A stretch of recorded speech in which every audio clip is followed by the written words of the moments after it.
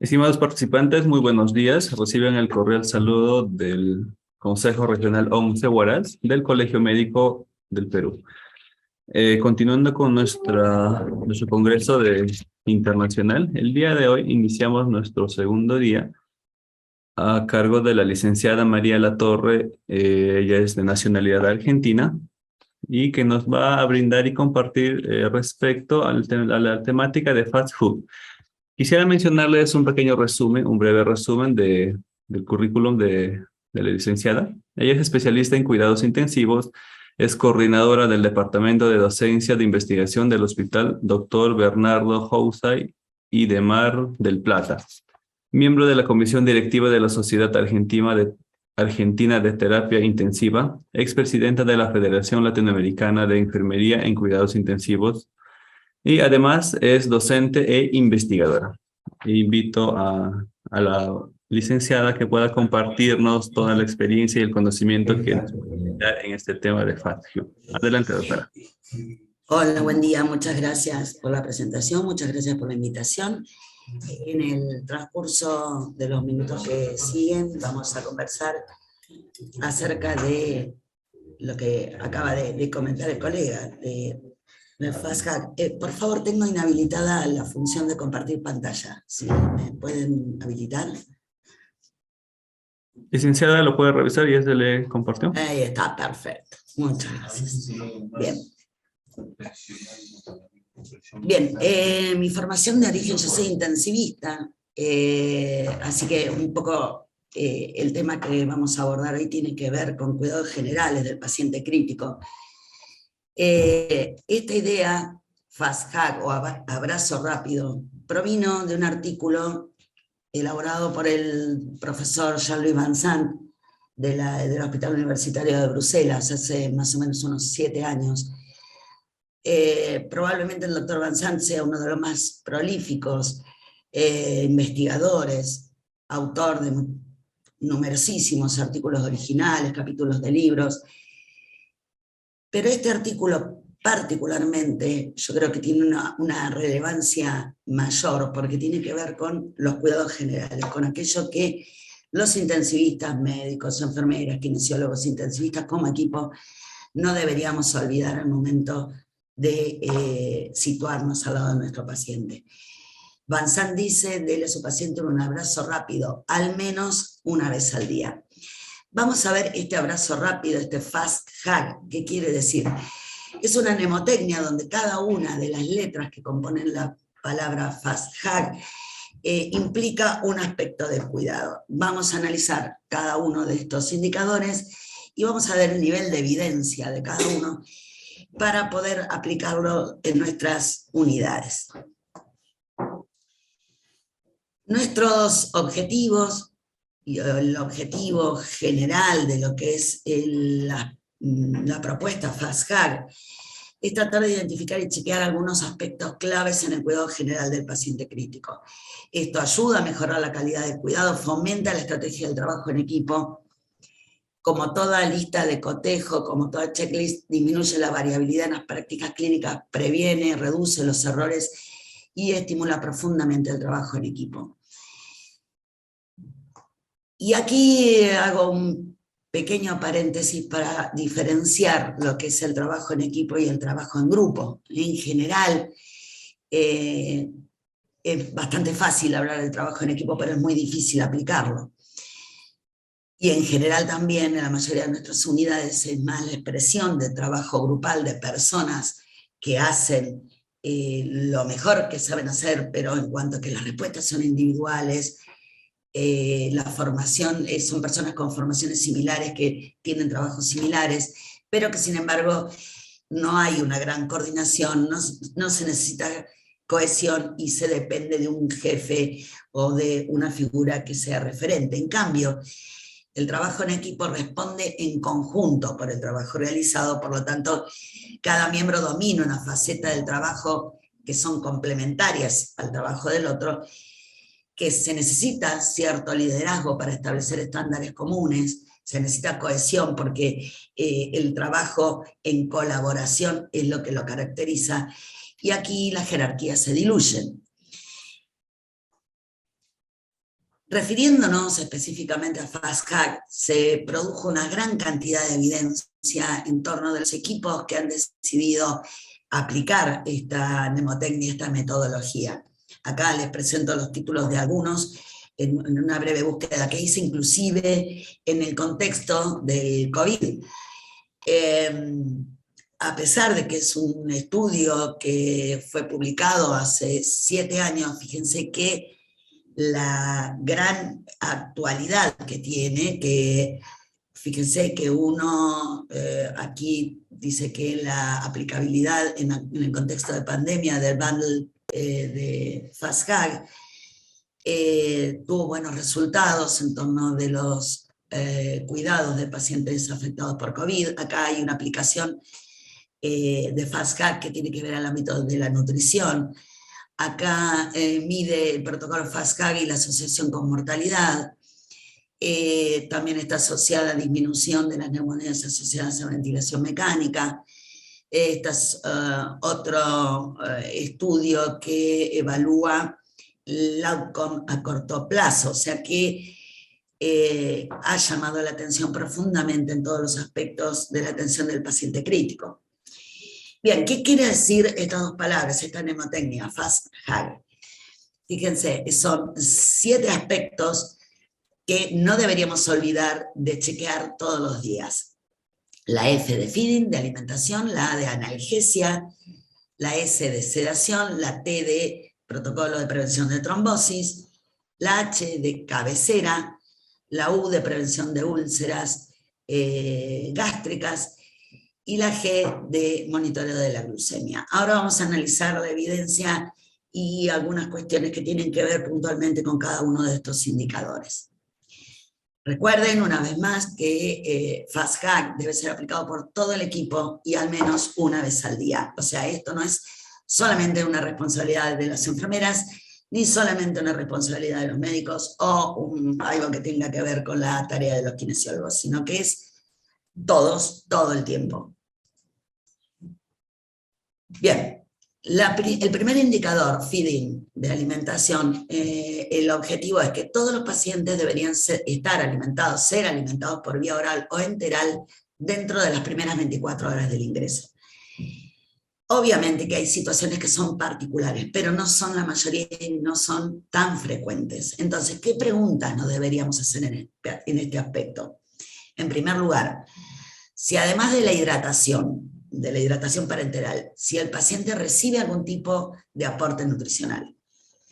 Otra pregunta, ¿el valor energético del aporte alcanza a cumplir los requerimientos estimados para el paciente? Recordemos que en el contexto de la enfermedad clínica, el catabolismo es enorme, ¿sí? El gasto de energía es enorme, por lo tanto, las fórmulas en general estandarizadas no alcanzan a cubrir el requerimiento que produce el catabolismo en la enfermedad clínica, por lo tanto debería ser personalizado y calculado de acuerdo a la edad, de acuerdo al contexto, de acuerdo a la situación inflamatoria, de acuerdo a la etapa de la enfermedad.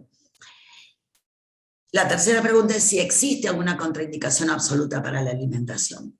Entonces, teniendo en cuenta las guías ASPEN, las guías ESPEN, digamos que la última actualización fue alrededor de hace 10 años, todavía estamos esperando las nuevas guías, pero por el momento siguen estas recomendaciones. En primer lugar, recordemos que la malnutrición empeora el pronóstico, más considerando que muchos de nuestros pacientes ya vienen con un background nutricional bastante afectado.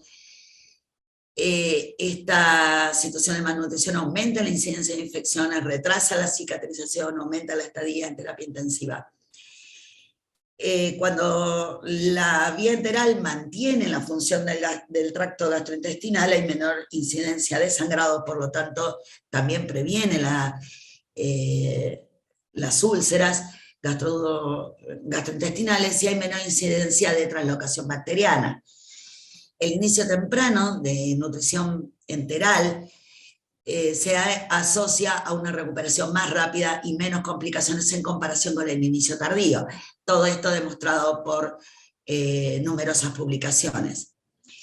La Sociedad Española de Medicina Intensiva y Unidades Coronarias, hace un par de años, publicó las guías que se llaman de no hacer. Es muy interesante porque en cada aspecto de los cuidados dentro de las unidades de terapia intensiva, ellos encontraron 5 puntos de recomendación de no hacer.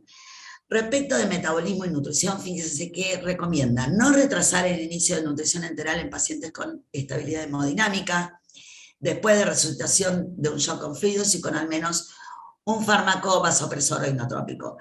Y esto es bastante frecuente en nuestras terapias intensivas, de retrasar o de ayunar más tiempo del necesario a los pacientes. Muchas veces consideramos que tal vez los pacientes con problemas de obesidad no tienen apuro en ser nutridos, y les recuerdo que, bueno, que al contrario, que hay todo un proceso de autocanibalismo, que el organismo lo primero que va a consumir va a ser las proteínas musculares, y que por lo tanto, por más que tengamos masa grasa, debemos nutrir a estos pacientes también. Y esto es dentro de las 24 horas, o sea, la etapa de reanimación del shock rara vez se prolonga más allá de las 12 a 24 horas. La segunda recomendación es no retrasar ni interrumpir la nutrición enteral por el solo hecho de que el paciente esté en decúbito prono. Y esto lo hemos visto y fue un motivo de mucha consulta y de muchas dudas durante la pandemia. Nuestros pacientes pronados deben alimentarse, por supuesto. La cuestión es encontrar la posición, de tener un tren del émbolo invertido, de utilizar sondas nasoyeyunales para prevenir el reflujo, pero deben ser nutridos y con más razón. No iniciar, otro error, otro no hacer, es no iniciar soporte nutricional artificial sin haber evaluado la posibilidad de que se desarrolle un síndrome de realimentación y haber tomado medidas adecuadas para prevenirlo.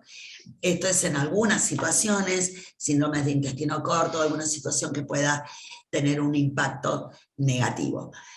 No limitar el aporte proteico a los pacientes críticos con riesgo de desnutrición e insuficiencia renal aguda para controlar síndrome urémico y retrasar las terapias de alimentación, por lo tanto, y de soporte renal. Por lo tanto, estos pacientes, aunque se encuentren dentro del grupo de insuficiencia renal, el aporte proteico tiene que estar garantizado. Estamos hablando siempre del contexto de la enfermedad crítica, ¿sí? No esperar a que se oculten ruidos hidroaéreos para iniciar nutrición enteral si se considera indicada. Y esto es uno de los mitos más frecuentes, o sea, pensar de que porque no hay ruidos hidroaéreos no hay actividad intestinal es una falacia. Por lo tanto, no se debe esperar porque mismo la alimentación va a producir y va a aumentar la motilidad intestinal. La cuestión es ser lo suficientemente avispado para poder evaluar el momento oportuno y el contexto. Obviamente que si un paciente está lo acabamos de recibir con un politraumatismo, en un estado de shock súper vasodilatado y en una situación de hiperdinamia, no va a ser el momento, pero en cuanto se pueda hay que hacerlo.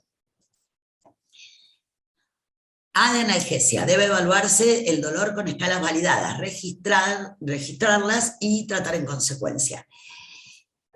O sea, la gran recomendación en torno a la analgesia es la utilización de escalas validadas. ¿Qué escala está validada? La que ustedes utilicen, lo importante es que utilicen una. Hay algunos que son más partidarios de utilizar la escala de Richmond, otros, hay muchas escalas para valorar analgesia, lo importante es utilizar alguna. No se puede dejar, digamos, suelto al azar o al gusto de cada uno cómo va a manejar la analgesia, ni tampoco se puede depender de una estrategia rígida, sino que ustedes saben que cada cual va a tener su receta a la carta. Recuerden que el dolor afecta la recuperación física y psíquica, lo que llamamos el síndrome post-UTI. Muchos pacientes han referido que aún después de haber sido dados de alta, tienen recuerdos de la experiencia dolorosa. La estrategia, si vamos a trabajar con infusión continua con rescates, esto ustedes saben que no todo el tiempo el paciente va a necesitar la misma estrategia, ni todos los pacientes. Es individualizar el momento y la estrategia que cada uno necesita. Una vez más, recuerden, la sedación no reemplaza la analgesia. Que un paciente esté dormido, que esté paralizado, no significa que no tenga dolor. Entonces, esto es solamente para citar un par de escalas en pacientes que están lúcidos, colaboradores. La escala más utilizada es la escala visual de valoración análoga. La escala que más utilizamos en el entorno de los cuidados intensivos es la escala CIPOT, que es asimilable a todos los pacientes que estén ventilados, donde podemos evaluar y otorgar un puntaje a la expresión facial, al movimiento de los miembros, a si hay contracción muscular, a la adaptación a la ventilación mecánica, o si hay algún tipo de intento de vocalización. Esta escala es muy útil, es muy sencilla de aplicar y nos permite de alguna manera poder utilizarla también para titular la analgesia en caso de que estemos usando infusión continua.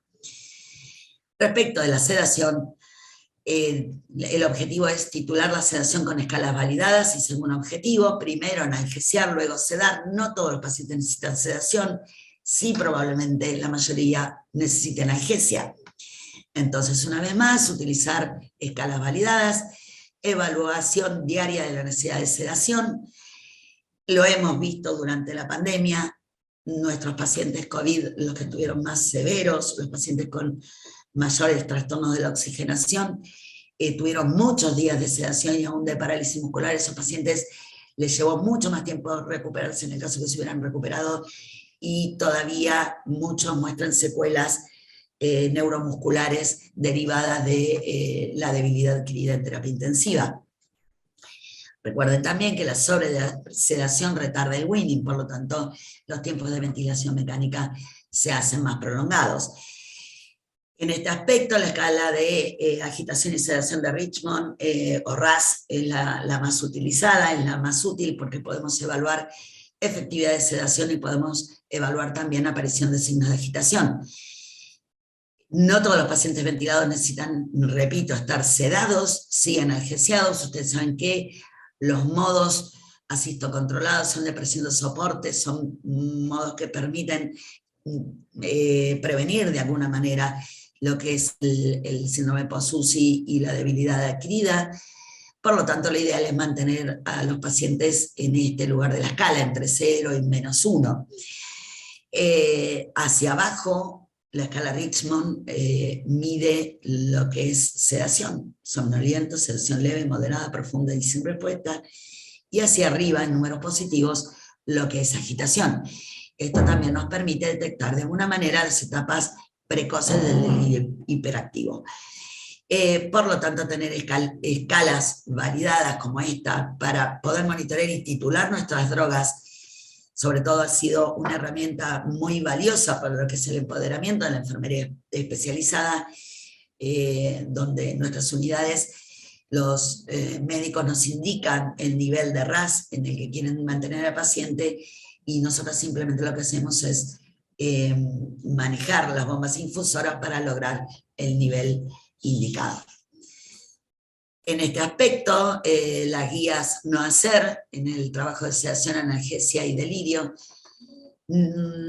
recomiendan no iniciar la sedación en pacientes hasta no asegurar un buen nivel de analgesia, esto medido en escalas validadas como dijimos. En segundo lugar, no mantener al paciente en sedación profunda si no tiene distrés respiratorio grave, hipertensión intracraneal, estatus epiléptico activo y refractario o bloqueo neuromuscular. Fíjense que la indicación de sedación profunda solamente se reserva para estos casos: distrés respiratorio grave, hipertensión intracraneal, estado epiléptico refractario activo o bloqueo neuromuscular. 4 indicaciones, no más de 4.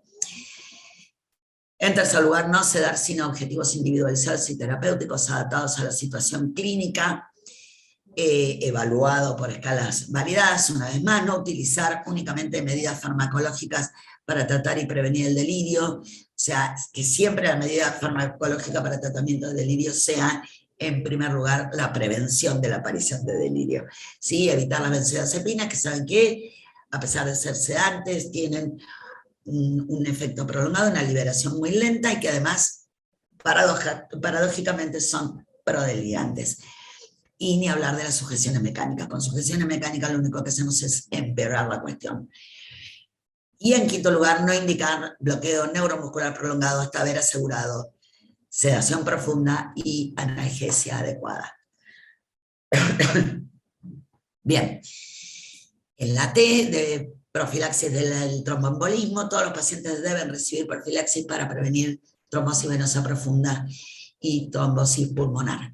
¿Qué preguntas deberíamos hacernos? En primer lugar, si el paciente está recibiendo heparina de bajo peso molecular en forma profiláctica, si se ha reducido significativamente el recuento plaquetario desde el comienzo de la subheparinización, y si en caso de no recibirla, si es por alguna contraindicación o si estamos aplicando otro tipo de métodos, por ejemplo, compresión neumática intermitente o el que dispongamos. La cuestión que, digamos, presenta un poquito más de controversia es si todos los pacientes deben recibir heparinas de bajo peso molecular o si con heparina estándar es suficiente, una heparina sódica.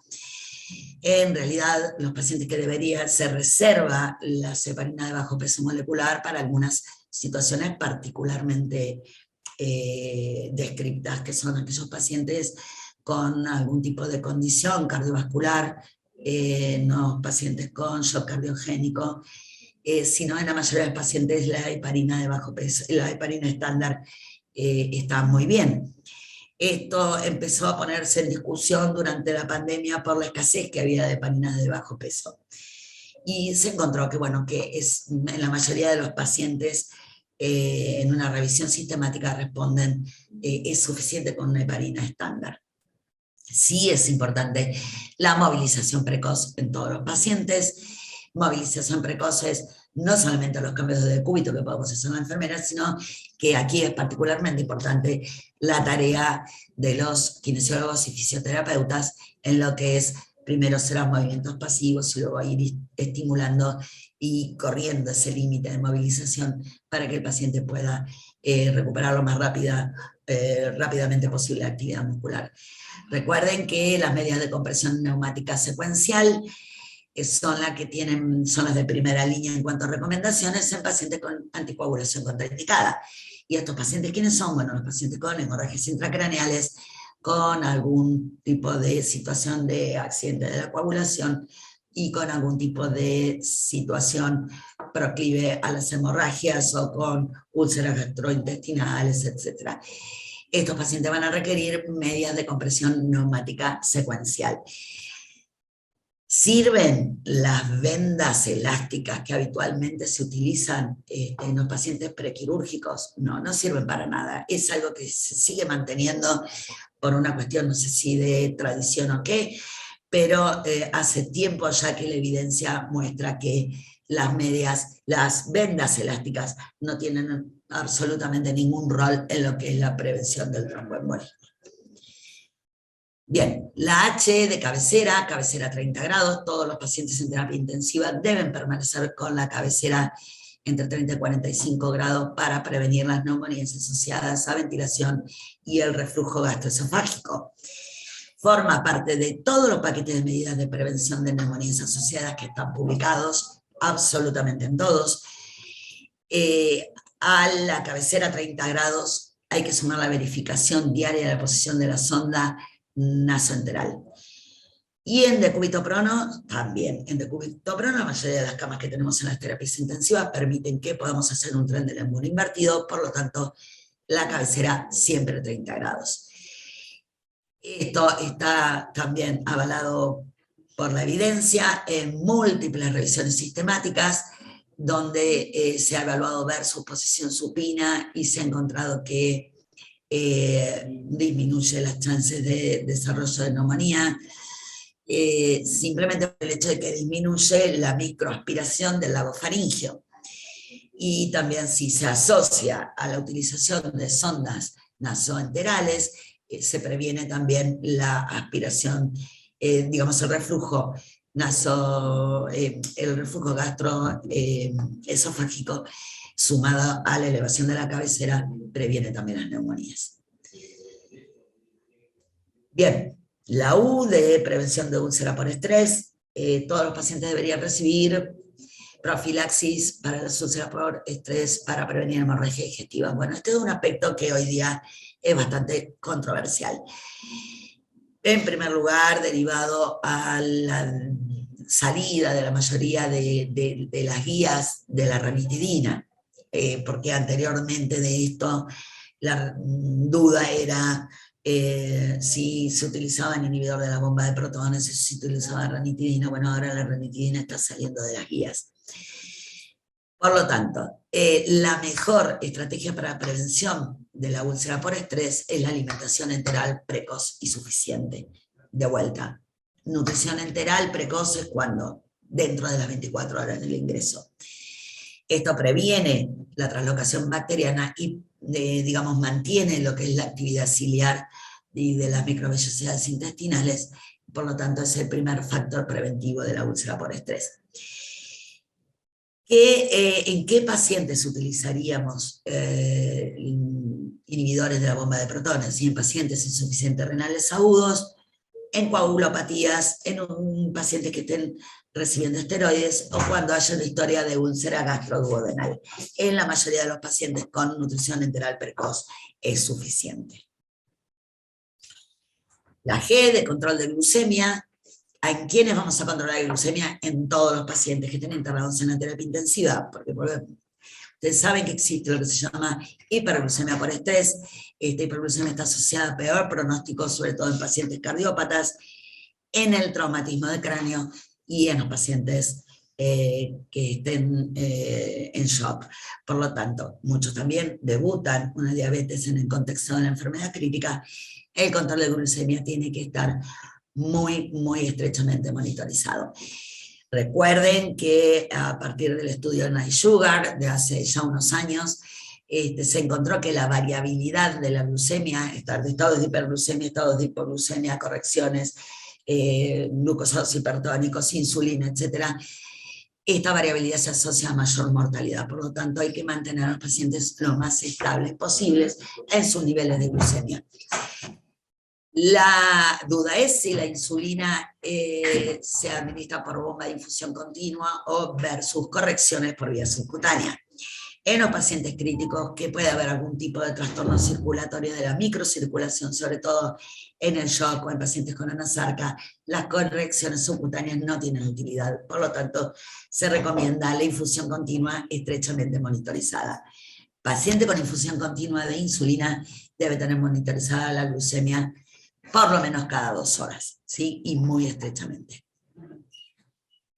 Bien, como ven, FastHack contempla 7 aspectos que son de particular relevancia, aparte de lo que son los cuidados específicos de la enfermedad crítica, de la enfermedad que sea. Estos aspectos son generales y deben ser garantizados, ¿sí? Surgieron algunas alternativas por varios autores. Este FastHack Beats, que ustedes ven en pantalla, es de otro avanzante. No sé si es familiar o no del doctor Jean-Louis. Ampliaron FastHack, le agregaron a lo que ya describimos, la S de prueba de ventilación espontánea en los pacientes ventilados, la B de movimiento intestinal, o sea, asegurarse de que el paciente tenga sus deposiciones diarias, la I de catéteres invasivos, de evaluar la necesidad y el requerimiento de catéteres invasivos, y la D de descalación de drogas. La descalación de drogas no solamente de antibióticos y la adecuación de los planes de antibióticos, sino también la descalación, el número de días de drogas de pseudoanalgesia y de tratamiento de delirio. Esto es muy interesante, es una propuesta ampliada, uno puede utilizar la que más le guste, pero es muy, muy útil tener este tipo de propuestas que podemos adecuar a nuestras unidades. Hay digamos, una alternativa propuesta por farmacólogos en el contexto de las terapias intensivas, FastHack Guidance, ¿sí? A los aspectos que ya describimos, agregar la M de reconciliación de la medicación, o sea, todo lo que es revisar la vigencia de las indicaciones, A de antibióticos antiinfectivos, la I de indicaciones para medicación, la D de dosis, la E de electrolitos, hematologías y otros resultados de laboratorio, la N de interacciones de drogas y la S de suspensión.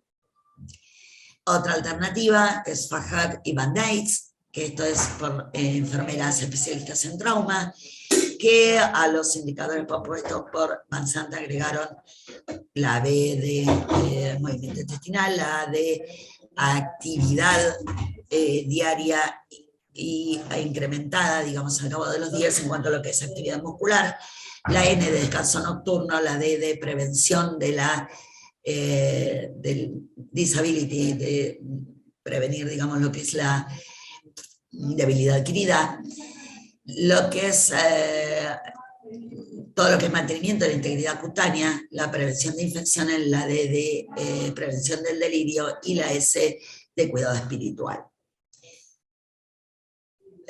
Otra alternativa, esta es la que yo personalmente utilicé durante muchos años cuando trabajaba en la unidad de cuidados críticos de un hospital de una ciudad cercana donde estoy viviendo ahora, el autor jefe de servicio, que probablemente muchos de ustedes conozcan, el doctor José Luis Dopico. Agregamos a la propuesta de Van Sant la H de higiene bucal, una vez por turno, la U de ubicación de tubos, sondas y catéteres, la P de presión del manguito de neumotaponamiento del tubo traqueal, que se debe encontrar entre 20 y 30 milímetros de mercurio para prevención de neumonías, y la A de actitud del paciente, si el paciente se observa calmo, colaborador, o si podemos llegar a detectar algún indicio de delirio hipoactivo, hiperactivo. Estas lo tenemos impreso y puesto en las cabeceras de cada cama para que cada uno que pasaba se aseguraba de una vez en su turno de completar esta checklist. Como conclusiones, las listas de verificación son la mejor herramienta para asegurar la calidad de atención, disminuir los errores y sobre todo los errores por omisión. ¿Sí? La propuesta FAST-HAG es sumamente simple, no incrementa los costos, no está restringida a ningún tipo de grupo de pacientes ni a ningún grupo de profesionales, sino que podemos aplicarlo entre todos. Con esto finalizo, estoy atenta si hay alguna duda, alguna consulta, pregunta o algún comentario que nos quieran compartir al chat, así que bueno, muchísimas gracias por la invitación al espacio.